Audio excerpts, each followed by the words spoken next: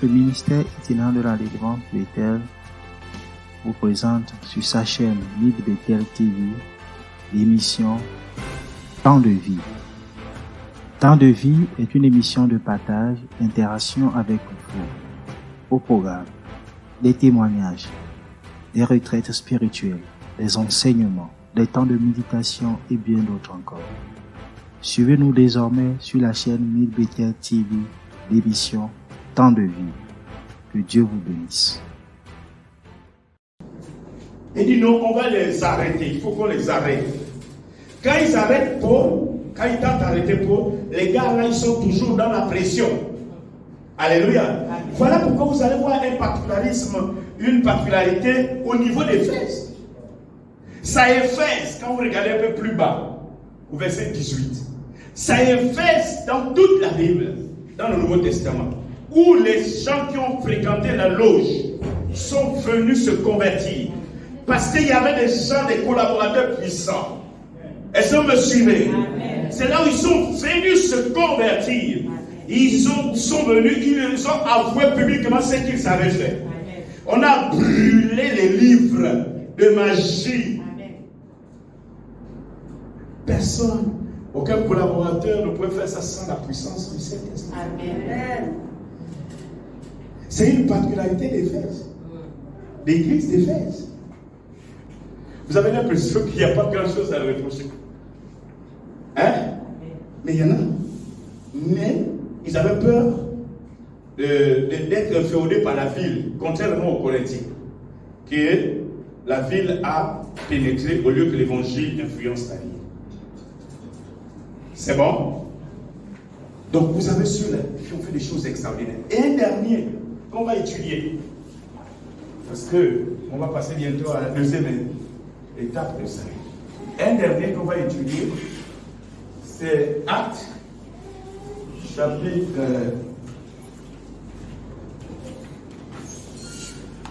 18. Actes, chapitre 18.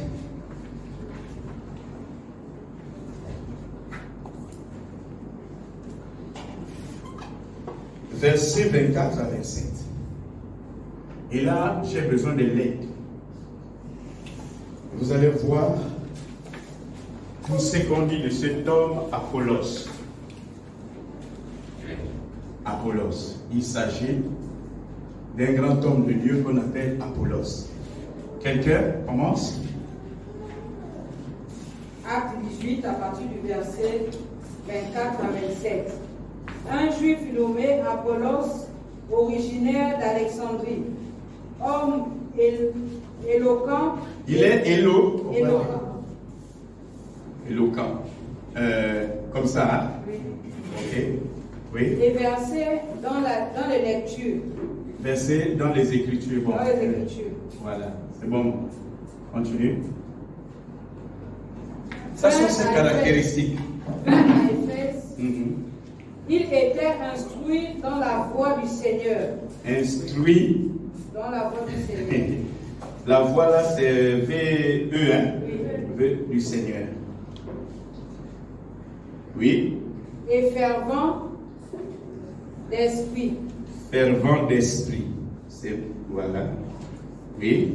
Il annonçait et enseignait avec exactitude. Il enseignait donc avec exactitude. Ce qui concerne Jésus, bien qu'il ne connût que le baptême de Jean. Ça veut dire que quand on écoute ça, professeur de français, bien qu'il ne connût, donc pour faire ça, il fallait encore quelque chose, non? Ok. Il se mit à parler librement dans la synagogue. Aquilas et Priscille, l'ayant entendu. Donc, on a deux personnes qui l'ont entendu parler, prêcher dans la synagogue. Il s'agit d'un couple Aquilas. C'est quoi que c'est comme ça qu'on écrit deux ailes? Non, un seul. Un seul. Oui. Et Priscille. Je crois SC, I, deux ailes. Oui. Ok. Le couple là, les amis de Paul. Aquilas et Priscille l'ayant entendu, le prirent avec eux et lui exposèrent plus exactement la voie du Seigneur. Bon, dites-moi, qu'est-ce qu'on peut encore exposer à un gars qui est dans tout ça? C'est écrit, hein? Bon, qu'est-ce qu'on peut l'exposer? Il est instruit dans la voie du Seigneur. Il enseigne avec exactitude. Il est fervent d'esprit. Il est versé dans les Écritures. Et il est éloquent. Qu'est-ce qu'on peut encore apprendre? Alléluia. Merci. Tu vas continuer le verset 27, je crois. Qui te reste, je crois, après. Vous voyez? Aquilas, c'est des amis de Paul.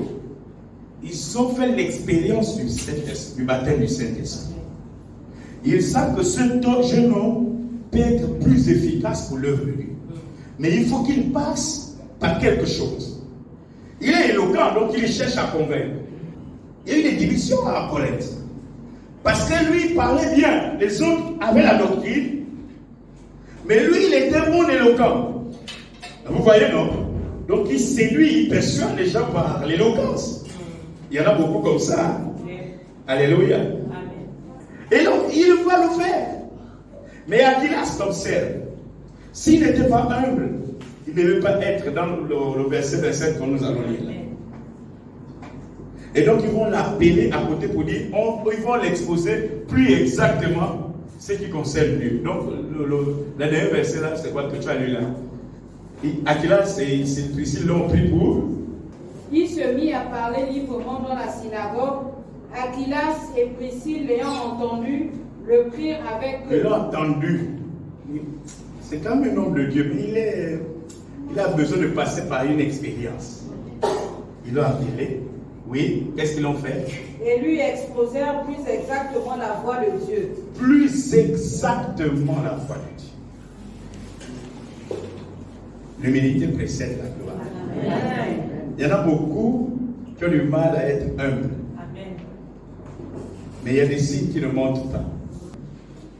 Parce qu'ils pouvaient dire, moi, je parle bien. Je sors d'Alexandrie. Là où il y a toutes les écoles de philosophie. Vous voulez m'apprendre quoi? Apollos a dit, je crois que je peux apprendre avec l'homme là et cette vieille femme. Hein? Ils l'ont appris, ils disent non, ça c'est bien, mais il faut faire l'expérience. Au verset 27, dis-nous ce qui est écrit dans le verset 27. Verset 27, comme il voulait passer en Achaïe, c'est ça? En Achaïe. En Achaïe, les frères l'y encouragèrent et écrivirent aux disciples de le bien recevoir. Là, il parle de là où il a été, là non, de bien le recevoir. Et continuons. Quand il fut arrivé, il se rendit par la grâce de Dieu très utile à ceux qui avaient cru. Très utile. Avant, il était utile. Mais là, il devient très utile. Parce qu'il vient de faire son expérience. Amen. Alléluia. Amen. Donc, vous voyez, ces hommes-là ont fait des grandes choses avec le Seigneur. Sans passer par cette expérience, tu ne peux pas aller. C'est pas possible. C'est pas possible. Maintenant, cette expérience nous amène à quoi? C'est la question que nous répondons maintenant. Oui, le baptême du Saint-Esprit m'amène à quoi finalement? On parle de ça depuis bientôt plus d'une heure là. C'est quoi? Donc, nous allons parler des actions du Saint-Esprit. Qu'est-ce que ce baptême du Saint-Esprit va m'amener? La première chose, il m'amène à quoi? À supporter le baptême de feu. Je vais expliquer.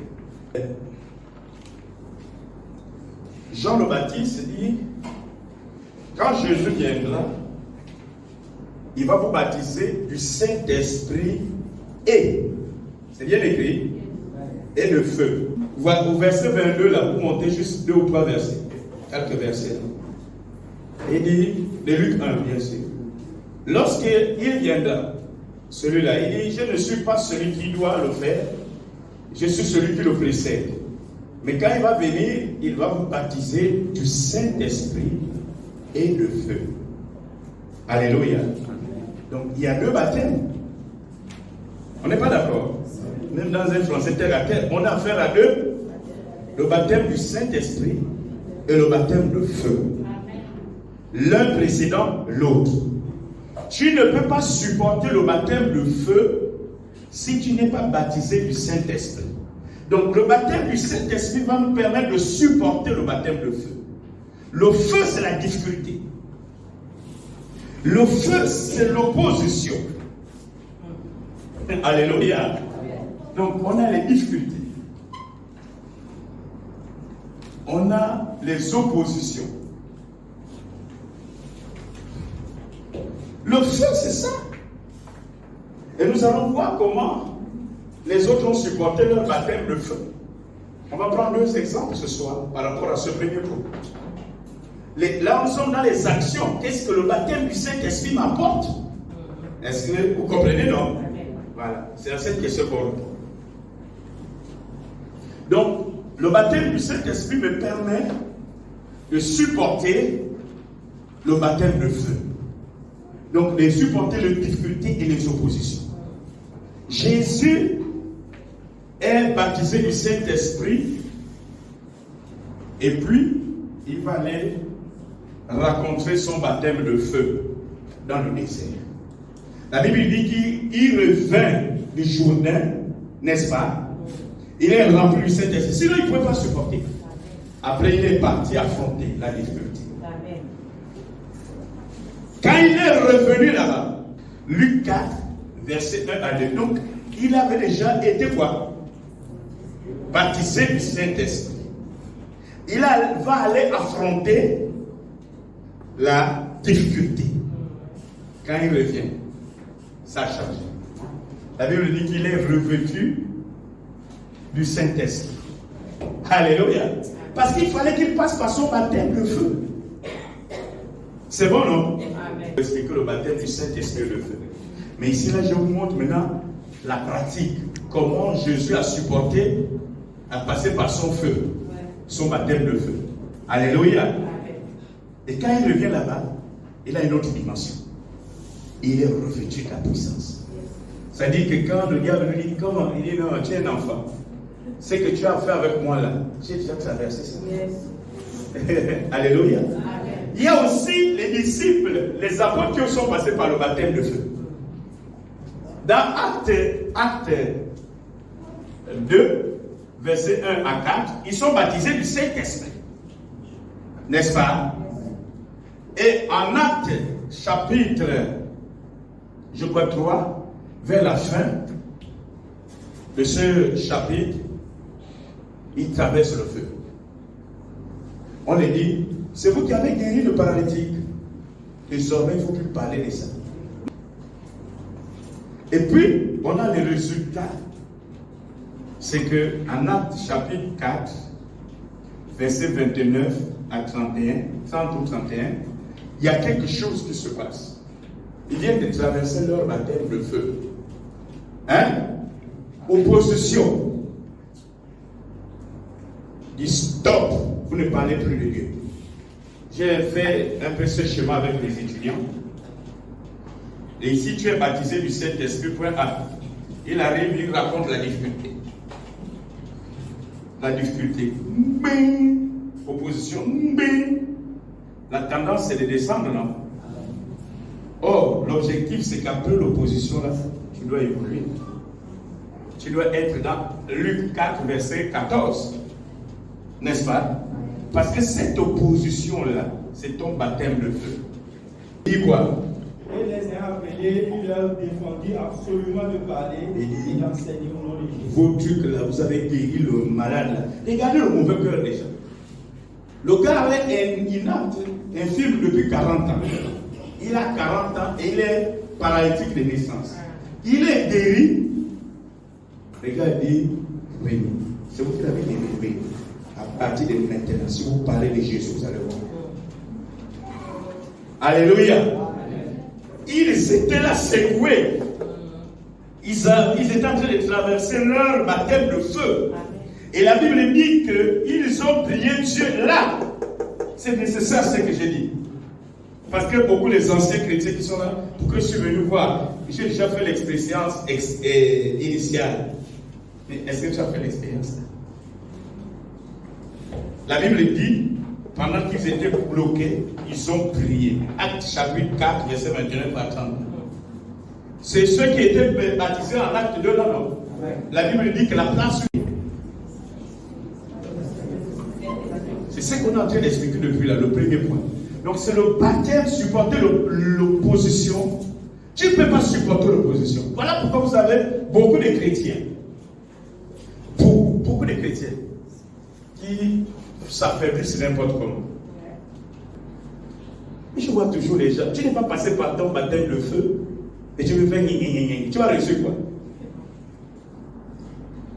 Après raqueter, là, tu vas tomber. Le baptême de feu est nécessaire. Tu ne peux pas passer par les seuls types d'opposition. Vous voyez, je ne fais pas parler de position des chrétiens. Le pasteur. Parce que quand c'est plus bas, c'est négligeable. Mais c'est celui qui est au-dessus de toi. C'est difficile, non? Mais si tu n'es pas passé par le baptême de feu, tu vas abandonner. Je dis ça, c'est un sorcier. Tu vas les traiter tous les mots, non? Un bon païen.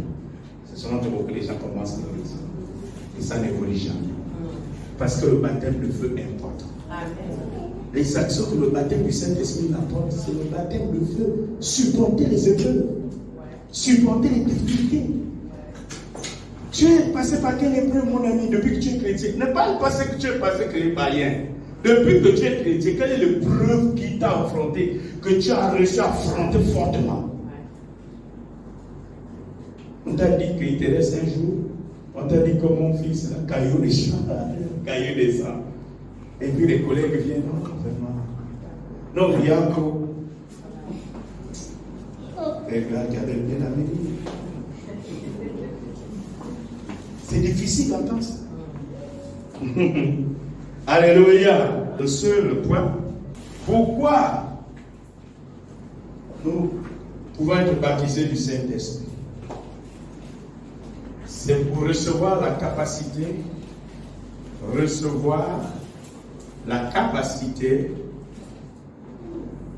de ne plus vivre dans le péché. Oui, repartir dans le monde. C'est cette capacité. Il y a une capacité, mais elle peut s'effriter. Vous comprenez, non? Tu peux détruire cette capacité au fur et à mesure parce que tu t'entêtes, mais cette capacité, tu l'as. Ne plus repartir dans le monde, dans le péché. Ne plus repartir dans les anciennes activités. Alléluia. Jean chapitre 21, verset 3. Voilà quelqu'un qui est reparti dans les anciennes activités. Oui, il s'appelle Pierre avec ses amis. Il a entraîné tout le monde. Alors que dans Luc, chapitre 5, verset 10, Jésus dit à ce gars-là que désormais tu ne vas plus pêcher le poisson, mais les hommes. N'est-ce pas? Mais là, il vient de recevoir le Saint-Esprit, pas le baptême. Hein? Il vient de recevoir le Saint-Esprit. Et il a reçu le Saint-Esprit. Jean 20, verset 22. Il a reçu le Saint-Esprit. Il a été introduit dans la maison de Dieu. Mais incapable de vivre, de ne pas retourner dans le monde, dans les activités anciennes. Jean 21, verset 3, il dit comment? Il se réveille un matin.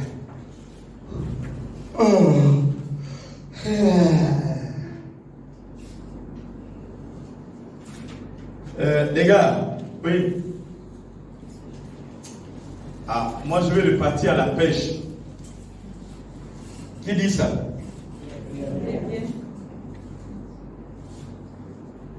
Qui Dieu a dit que tu vas plus pêcher les poissons?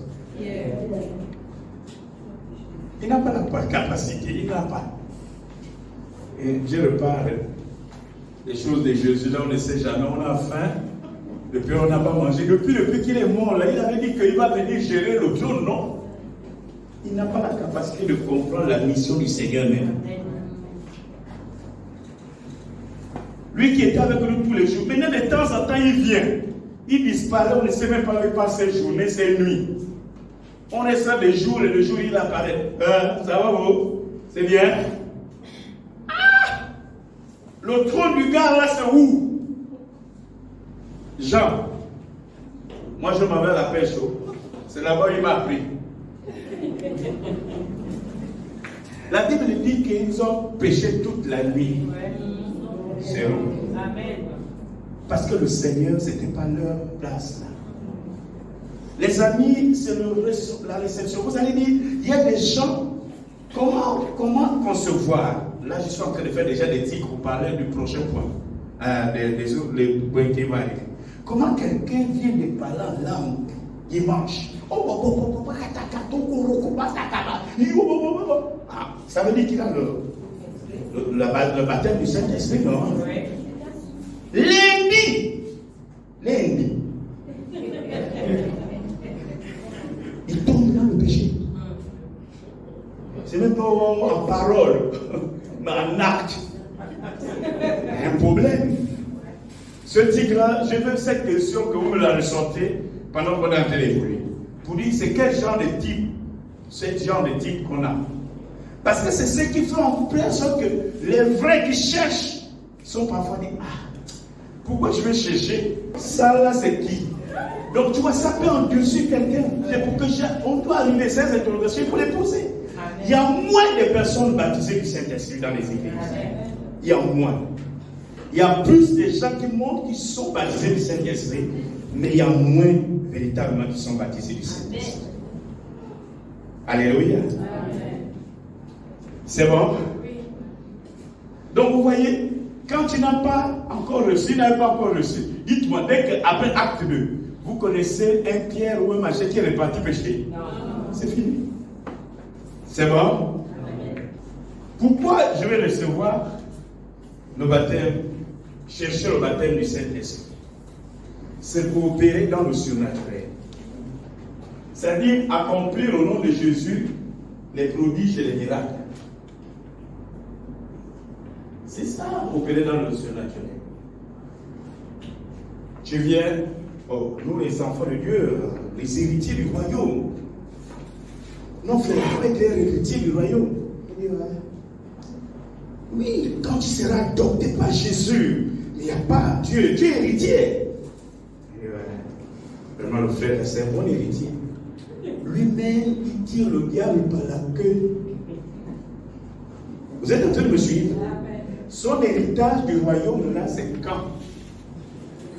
C'est quand tu es baptisé, quand tu es équipé, tu peux prouver à toi-même, tu peux même te convaincre.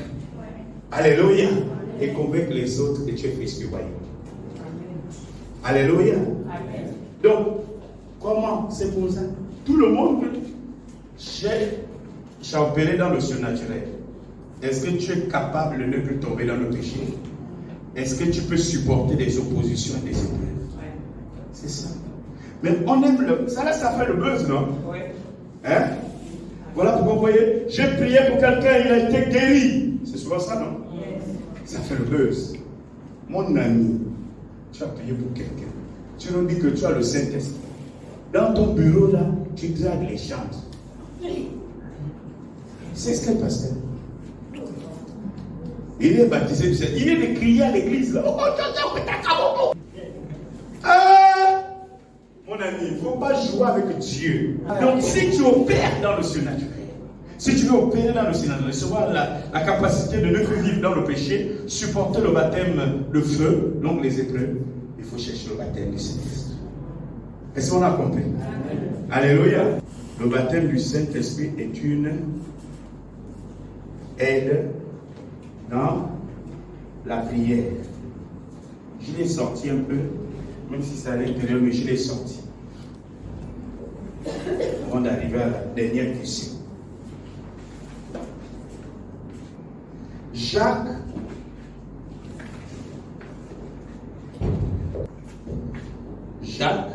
chapitre chapitre 4, verset 3 nous dit, nous ne savons pas prier. Enfin, je résume. Il dit, nous ne savons pas formuler les requêtes à Dieu. Parce que nos intentions risquent de prendre le bus. Alléluia. Mais comment on va le faire? Comment maintenant on va bien prier? Comment on va bien formuler nos prières à Dieu? Dieu dit, nous avons besoin d'une aide. Et cette aide se trouve où? Dans Romains, chapitre 8, verset 26. Je vais lire dans deux versions. Verset 8 secondes que tout le monde a, que la plupart ont dans la salle. Romains chapitre 8, verset 26. L'Esprit nous aide dans notre faiblesse, car nous ne savons pas ce qu'il convient de demander dans nos prières. Mais l'Esprit lui-même intercède par des soupirs inexprimables. Quand vous voyez dans la Bible, le Nouveau Testament, l'Ancien Testament c'est une autre chose. Quand vous voyez esprit comme ça, c'est esprit de l'homme ou bien le mauvais esprit. Dans le Nouveau Testament, avec petit e. Oui, ça peut être l'esprit de l'homme ou bien le mauvais esprit. Quand vous voyez esprit comme ça, ça veut dire que c'est le Saint-Esprit. C'était juste pour vous aider. Donc, l'Esprit nous aide à formuler nos prières parce que cet Esprit nous aide à prier dans une langue incompréhensible, par des soupirs inexprimables. Vous êtes en train de me suivre? Amen. Je lis dans la version crampon. De même aussi, l'Esprit vient en aide à notre faiblesse. Laquelle les faiblesses? Parce que nous ne savons pas bien prier. Nous ne savons pas bien formuler les prières. Parce que nous ne savons, nous devons...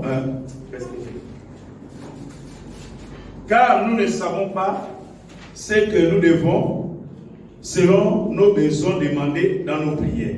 Mais l'Esprit lui-même prie pour nous par des gémissements ineffables. Vous êtes en train de me suivre? Amen. Donc c'est ce que Dieu nous dit. J'ai sorti ça à l'intérieur parce que c'est nécessaire. Donc, en réalité, nous ne savons pas prier. Et Paul le reprend un peu plus loin avec Corinthiens. 1 Corinthiens chapitre, je mets ici, 1 Corinthiens chapitre 14, je crois verset 2. On revient ici, les trois versets là s'enchaînent. Jacques 4, verset 13 dit, nous ne connaissons pas prier, formuler nos requêtes. Nous avons besoin d'une aide. L'apôtre Paul dit, l'aide là c'est le Saint-Esprit qui nous aide à formuler nos prières, nos requêtes dans un langage approprié de Dieu. Vous êtes en train de me suivre? Et ce langage, c'est des expressions ineffables, c'est que nous ne comprenons pas. C'est un langage inconnu des humains. Vous êtes en train de me suivre? Et 1 Corinthiens 14 dit, celui qui parle dans ce langage inconnu, donc qui parle en langue, on dit quoi? Celui qui parle en langue parle à Dieu, car personne ne le comprend. Et il dit des mystères. Vous êtes en train de me suivre? Donc pendant que quelqu'un parle en langue, personne ne le comprend. On a dit un ange le comprend. Les démon le comprend. Le seul qui le comprend, c'est Dieu. Parce que si je ne le sentais pas dans le surnaturel, les gens ne vont pas chercher. Parce qu'il faut chercher à être baptisé du Saint-Esprit. Qu'est-ce qui va te pousser à être baptisé du Saint-Esprit? Je crois que même le point là, c'est le point des points. Alléluia. Donc, celui qui parle à Dieu n'est pas. Celui qui parle en langue parle à Dieu. Et personne ne le comprend. Alléluia. Car il dit des mystères en esprit. Donc, dans son propre esprit, il dit des mystères parce que le Saint-Esprit aide son esprit à dire des mystères. Donc, pendant que tu dis, Seigneur, j'ai besoin d'un carton de poulet. Le diable n'a pas écouté. Maintenant, je prends un autre exemple. J'ai voulu dire, Seigneur, donne-moi le poulet. Est-ce que le diable l'a écouté? Comment il va faire obstacle à ma prière? Oh, j'ai envie de comprendre. À ce niveau, c'est là où les gens ne vont pas faire du parler en langue ou bien de la prière en langue une option. Voilà pourquoi Paul, à ce titre, dit que faire? Parce qu'il est conscient qu'il y a des gens qui ne sont pas encore dans la dimension. Sinon, un chrétien peut passer des journées, il ne parle qu'en langue, dans sa chambre, là, il parle. Il dit non, pour être, c'est un équilibriste. Il dit, on peut parler en langue, en langue magère, normale, magère, là, mais on peut parler aussi en esprit, sinon en langue des anges, n'est-ce pas, langue de Dieu. Vous voyez comment il fait cet équilibre? Si lui, qui a fait cette expérience, il dit ça, toi, tu n'as pas l'expérience de Paul. Tu dis, parce que je veux parler. Non, il ne faut pas suivre les gens qui imitent, les gens qui font le parler du diable et le parler de Dieu. Quelqu'un ne peut pas parler en langue. Parce que c'est là. Ça ne vous aide pas là. Il va formuler des requêtes que le diable ne comprend pas. Oh. C'est pas ça. Parce qu'il dit des mystères.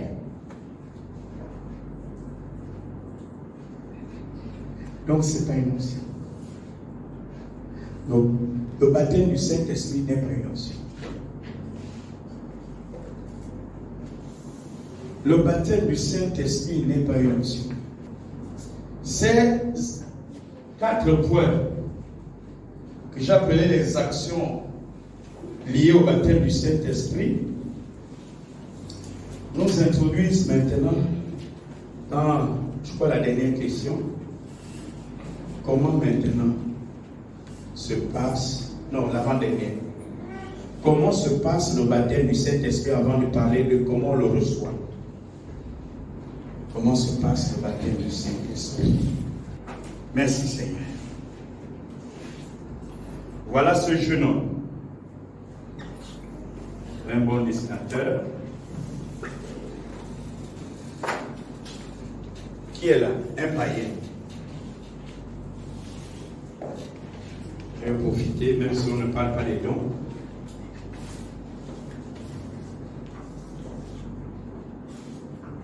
Et qui a ces dons et son appel en lui. Puis j'enlève déjà parce qu'on va parler les dons ne dépendent pas parce que tu es devenu chrétien. Les dons sont révélés quand tu es chrétien. Dès que tu viens au monde, tous les humains ont des dons. Mais les dons là vont être révélés plus tard quand il va accepter le Seigneur. Alléluia. Mais ce n'est pas les dons qu'on parle. On en a déjà un plus. Quand ce monsieur accepte le Seigneur, Jean 1.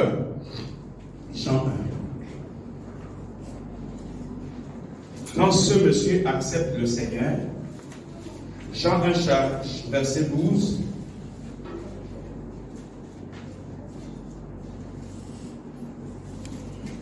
Jean 1, verset 12. Mais à tous ceux qui l'ont reçu, qui ont reçu Jésus, à ceux qui croient en son nom, oui, elle a donné le pouvoir de devenir enfants de Dieu, lesquels sont nés. Alléluia. Dès que tu acceptes le Seigneur, le même jour, sincèrement, pas pour faire la répétition du pasteur, tu reçois l'ADN, la marque de Dieu, le Saint-Esprit, la marque.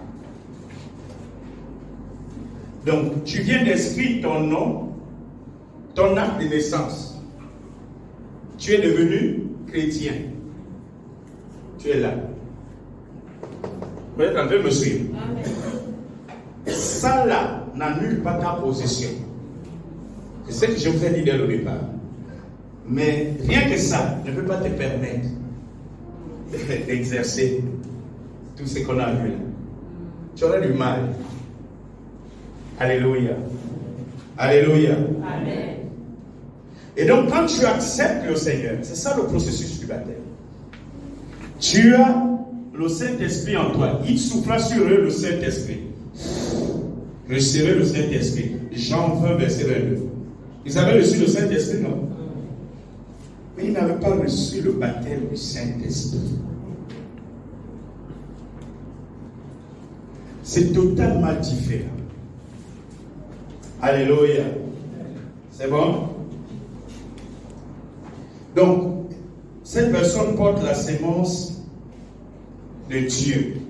Verset 13, maman. Non du sang, ni de la volonté de la chair, ni de la volonté de l'homme, mais de Dieu. Il est né de... Il a l'ADN de qui? Il a la sémence de qui? C'est ce qu'on appelle le Saint-Esprit en nous. Jésus avait cet ADN dès sa conception. L'ange est venu à couvert Marie. Donc quand il a fécondé Marie, Jésus dans le ventre là-bas avait déjà... Est-ce qu'on me suit? Mais il n'avait pas le baptême. Il a fallu qu'il passe à une autre étape. Dès que nous acceptons Jésus, nous ne sommes plus nés de la chair. C'est écrit. On n'est plus nés de la chair, ni du sang, mais de Dieu. Nous avons la sémence. C'est bon? Jésus n'a pas vu les gens mourir entre 0 ans et 30 ans. Là, tu es adopté nos héritiers, non? Tu les vois, tu as du mal à opérer dans le surnaturel. Tu as du mal à parler le langage de ton père. Tu as même du mal à supporter l'épreuve. Tu boudes. Il y a beaucoup de boudeurs dans l'église. Moi, je vais quitter l'église, mon ami. Dieu va permettre que c'est la personne qui t'aime qui va te cogner pour que tu changes de mentalité. Amen. Maintenant, à quel moment se passe le baptême? La Bible dit, le Saint-Esprit a fait quoi? Hein? Actes chapitre 1, verset 8. Mais le Saint-Esprit descendra sur vous. Oui. Vous recevrez sa puissance et vous serez mes témoins à Jérusalem, dans toute la Judée et la Samarie et jusqu'au bout du monde. Maintenant, je vais vous aider avant de continuer. Beaucoup de gens disent, prenons d'abord la version dans la version que tout le monde a. On va d'abord l'écouter. Et sur le chemin, ne soyez pas précis. Parce qu'on est en train d'aller vers la phase, une des phases les plus Mais vous importantes. recevrez une puissance. Oui. Le Saint-Esprit survenant sur vous. Et vous serez mes témoins à Jérusalem, dans toute la Judée, dans la Samarie. Oui, bon, c'est la première partie. Mais vous recevez une puissance. Le Saint-Esprit survenant sur vous. Nous, on n'avait pas encore eu la possibilité de décortiquer. Même avec cette version, c'est clair. Mais ce n'est pas à la portée de tout le monde. Vous comprenez, non? Mais je parle de nous tous. Mais vous recevez une puissance. Le Saint-Esprit survenant sur vous. Nous, dès qu'on s'est convertis, on pense que le Saint-Esprit est quoi? Une puissance. On pense que le Saint-Esprit est quoi? Une force. Comment on peut ridiculiser Dieu? Donc Dieu est devenu une force. Vous êtes en train de me suivre? Le Saint-Esprit n'est pas une force. Le Saint-Esprit n'est pas une puissance. Le texte est clair. Mais le plus clair, c'est celui qu'on va lire tout à l'heure. Donc, vous n'allez pas recevoir le Saint-Esprit qui est une puissance. Mais vous allez recevoir la puissance du Saint-Esprit. À l'intérieur du Saint-Esprit, il y a une puissance qui le libère. C'est ça, cet équipement qu'on parle depuis peut-être 2 heures déjà. Oui, Kali. Mais le Saint-Esprit descendra sur vous. Il va descendre. Vous recevrez sa puissance. Donc, c'est le Saint-Esprit qui descend. On ne reçoit pas le Saint-Esprit, mais on reçoit quoi? La puissance qui est dans le Saint-Esprit. Mais pour que cette puissance t'envahisse, il faut une reconnaissance. Oh, alléluia. Amen. Celui-ci, on a dit une colombe. Amen. Seigneur, les chrétiens, parfois les gens cherchent des choses, ils ne regardent pas aussi les choses simples. Jésus est le modèle, non? Il a prié, non? Parce qu'il a l'ADN. Et la colombe qui est le Saint-Esprit, l'image du Saint-Esprit, est descendue sur lui. Parce qu'il a reconnu que celui-ci, donc il y a la reconnaissance. Alléluia. Sans celui-là, il ne peut pas avoir la terre du Saint-Esprit. Amen. C'est lorsqu'il est, il sait qu'il a sa partie là. Tac!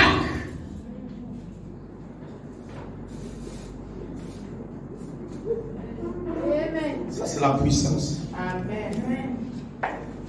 Tant qu'on n'a pas compris ce petit chemin-là, on aura du mal à prier.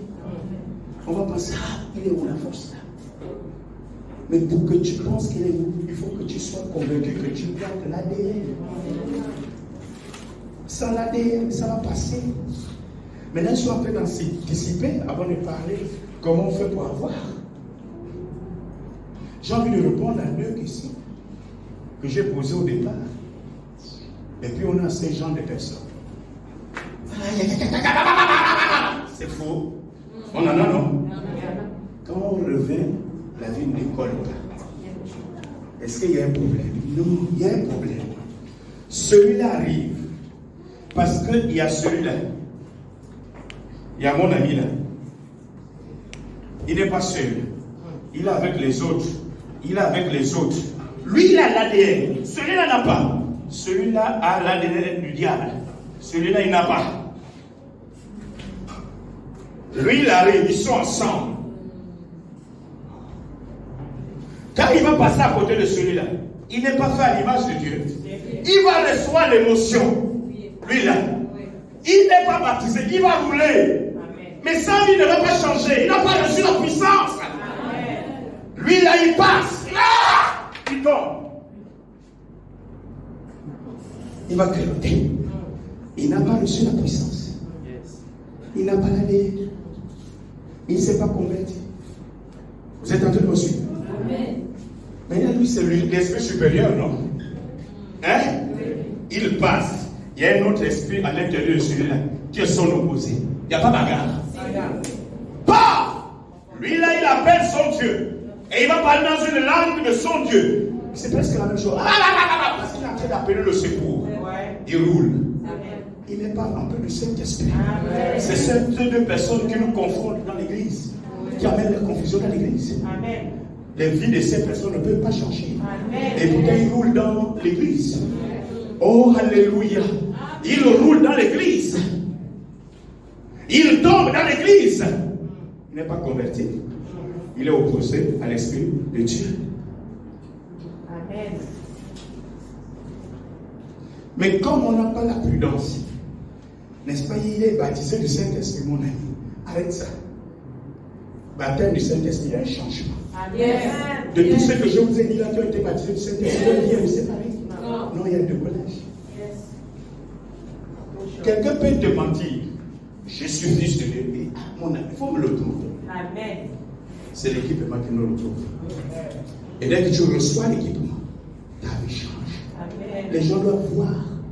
Quand ça ne change pas, pose-toi des questions. Peut-être tu es là, tu n'es même pas opposant, tu es là. Parce que tu as envahi par beaucoup de choses qu'on va parler tout à l'heure. Tu as envahi par des enseignements faux. Vous imaginez, je suis le péché. En train de demander pardon à Dieu, je pleurais abondamment. Parce que cette parole était pour moi. Je n'ai même pas eu le temps de dire Seigneur, baptise-moi. J'ai seulement pleuré.